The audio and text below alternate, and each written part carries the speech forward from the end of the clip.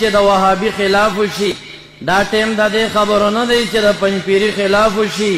بعضې خلک داسې وایي، نو دا خبر یوازې حنفیانو ته کې.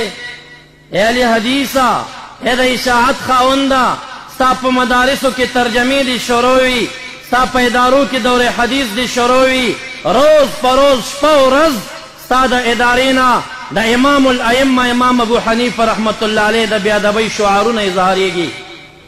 هغه ټیم کې خپل مسلک والا ته نه وایي چې د کفارو مقابل کې اتحادیه پکار ده.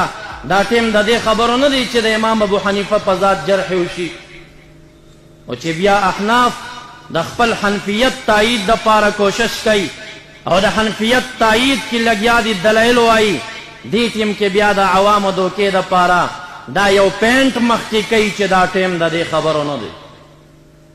زمونږ د اهلسنه والجماعه د یهودي او د عیسوي او د کافر سره چې څنګه مقابله ده، هغه شان په دور اسلامیه دننه زمونږ د دې دوه ویابیدینه فرقو سره هم په کلکه باندې مقابله ده.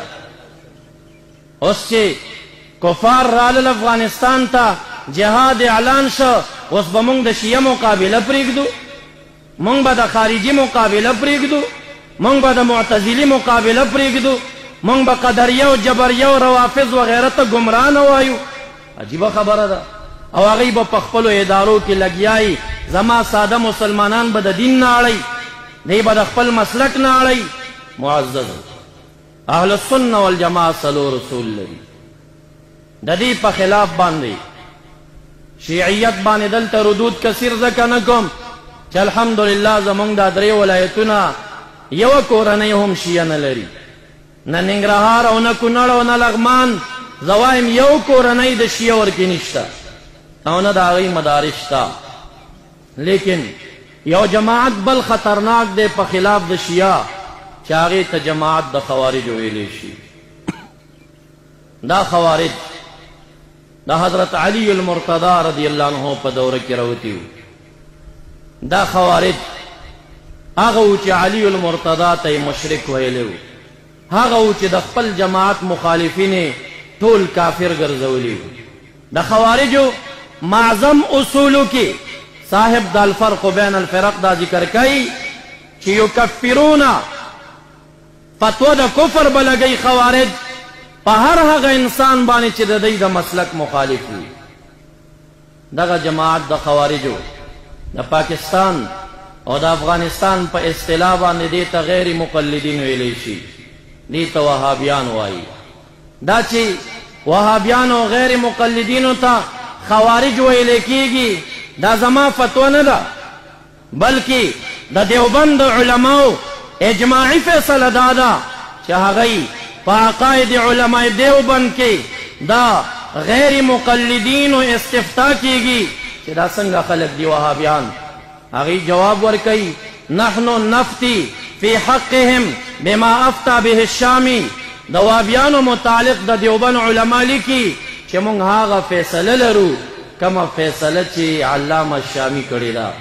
علامه شامی په دریم جلد کې د خوارجو د بغاتو تعریف ذکر کوي او بیا لیکي چې متبعین د محمد بن عبدالوهاب النجدي چې مسما دي په وهابیون او غیر مقلدین سره، دا د خوارج یو جماعت دی او خوارج دی.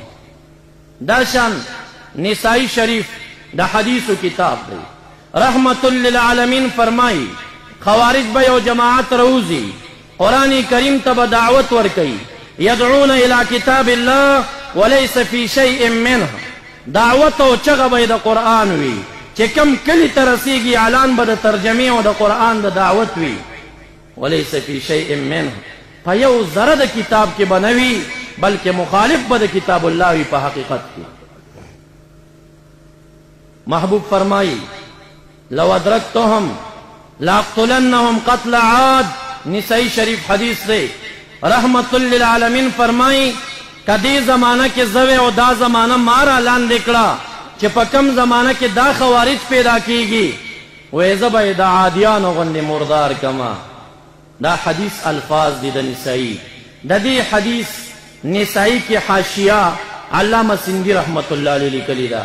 علامہ سندی په حاشیه باندې لیکي سلیکی فرمای ومتبعي محمد بن عبد الوهاب النجدي المسمى بالوهابيين وغير المقلدين في بلادنا وبلاد ما وراء النهر هم فرقة من الخوارج.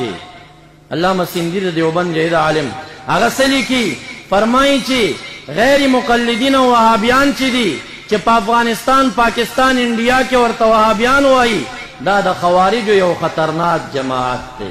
دا خوارج دی دا خو حنفی علماء شو، دا خو دا دیوبند علماء شو چی کم سڑے دیوبند منی او وائی چی زد دیوبندی ما او پا دیوبندیت بانی فخر کئی نو دا دیوبند علماء وهابیانو تا خوارج وائی چه ده خوارجو د وهابیانو سره شپ شپ کوي نو دا دیوبندي نه دی، دی د خپلو مشرانو مخالف دی. د شوافعو نه علامه ساوي کم چې د جلالین حاشیې لیکلي ده د سورة فاطر د 6 نمبر آیت په شرح کې شیطان ذکر راځي یدعو حزبه، دا شیطان خپل لخر ته دعوت ورکوي.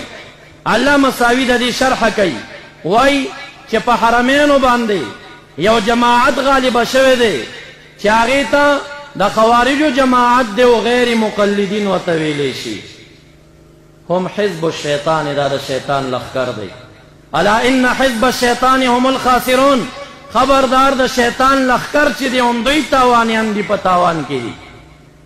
علامہ ساوی دا ذکر کئی، دا دیوبند علماء دا ذکر کئی، علامہ سندھی دا ذکر کئی، علامہ شامی دا ذکر کئی چی دی خوارج دی.